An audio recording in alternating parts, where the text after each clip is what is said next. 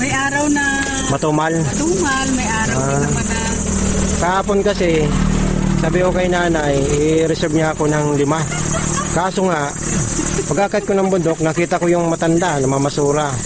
Yun, ibigay ko yung 100 pesos. Yung pabaho ng asawa ko, 100 pesos lang talaga. Kaya binigay ko na lang dun sa matanda. Sabi ko, sa sunod na lang araw si nanay, bibilan ko. Yan. ini po ang puso mo doon eh. Hindi po, maawain po talaga ako sa ganyan kasi dumaan din tayo sa hirap sa buhay. Baga, lahat ng sakripisyo sa buhay naranasan natin. Hindi ko nababalatan kayo na. Huwag na po, sariling tanim niyo po ba yan, ay? Sariling tanim sa palengke. Sariling tanim ng palengke. O yan. So ngayon, kung gusto niyo makatikim nito, magdala lang kayo marami sa palengke. Marami sa palengke nito. Magdala lang kayo ng pera. Siguradong pag-uwi nyo, mayani na kayo. Hindi nyo na kailangan magtanim. Dito na lang. Matagal na po ba kayong nagluluto po yan, ay? Ano na, magdadalawang taon na. Ayan. Ano pong pangalan nyo, Nay? At ipupos natin to. Si Nanay Josie. Yung mga may matatabang puso dyan. Baka naman. Mag-donate naman kayo. Na. Baka naman. Wala si nanay ng aircon, walang rep. Yan. Walang sasakyan. Baka naman. Baka naman. Ayan si Nanay Josie. Hindi ko naman inaano si nanay, ko naman ni Duging. Yan si Dog. Ganyan talaga siya pag nagkakahon. Ayan, bantay, maganda talang may aso sa bahay. Sabi nga, mas maganda pang mag-alaga ng aso kaysa sa tao. Kaya lang, ikaw na lang mag-ano kasing kamay ko. Opo, ako na lang po. Walang problema po yan. Yan lang naman po ako sa baba. So yan, sabi ko nga doon sa matanda, sabi ko, tay, balikan ko na lang si nanay bukas kasi... lalaki ba? Oo. Yung nangunguha ng basura. Opo. 100 pesos lang yung laman ng bulsa ko. Yan yung hanap buhay niya. Yan hanap buhay. Yung lalaki po doon Di, mahina yung pandinig niya. Baka kilala niyo po yon. Payat ba o ano? Matangkad na lalaki yung payat. Namumulot siya? Opo. Namumulot ng mga kuya kasi yung mga tinatapon ng mga mamasyal. Kung saan lang. Si Hagis. Ang daming basura nga po doon. Dapat lagyan doon. Alam niyo naman pang Pilipino. Ganon. Kahit na may signage na babala, ang iba talaga nagtapon pa rin. Nilalagay sa basura. Wala sa yan, mga balaura. Yan, tama. Ayan. May anak kayo, Nay? May anak po kayo? Opo.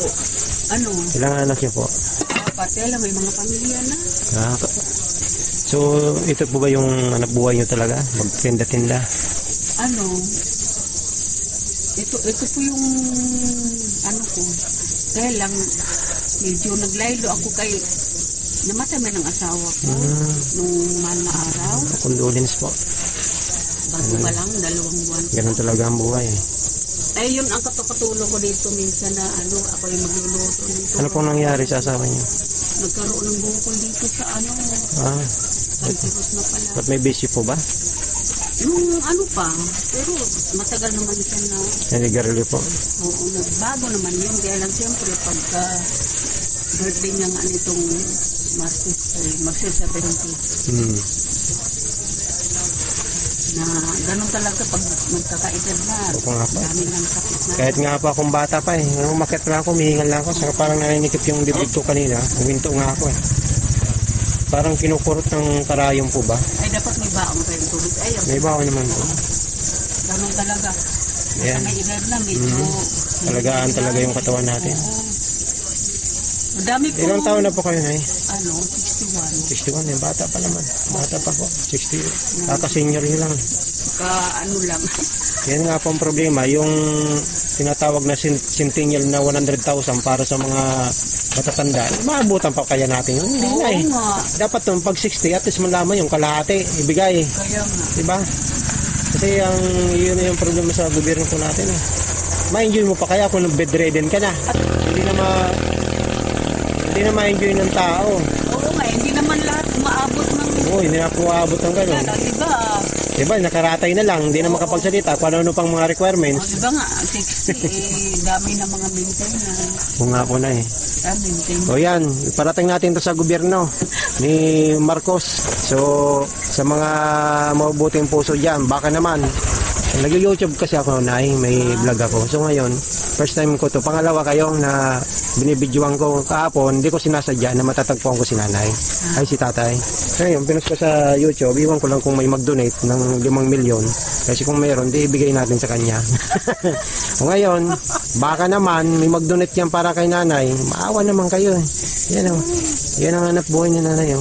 Ha, hindi ko yan ibubulsa. Hindi tayo ganon. Kung anong ibibigay nyo, ibibigay natin yan sa kanya. Kung bigyan nyo ng bahay, ibigay natin sa kanya. Ha? O, hindi po. O, anong masabi nyo, nanay? Ay, salamat naman sa mga tumatangkil. Natutuwa ako pag may bumibili ng paninda ko. Yan. O, yung bili naman po kayo dito ng paninda ni nanay. Yan, may mais po. Yan. Konti lang ang tinitinda ko. Ha? Kasi Oh, sa katawan niyo po, di kakayanin. Opo. May mani. Lumahilig sa mani. Yan. Magluluto pa ako naghanap nga yung nagja-jogging. Kaya pala nanay, walang kaamang andyan ka pala. Sabi ko, sige, tatanim ko muna yung mga ube. Ayan. Ito. Maraming salamat. Magandang umaga. Sana naman yung may mabubuting puso dyan, hipuin ang inyong puso. Ibigay naman kayo. Hindi yung puro payaman kayo. Ha? Hindi nyo naman madadala yan pag natigok na kayo. Ha? Yan, pinapatawa ko lang si nanay. Sige muna. Maraming salamat.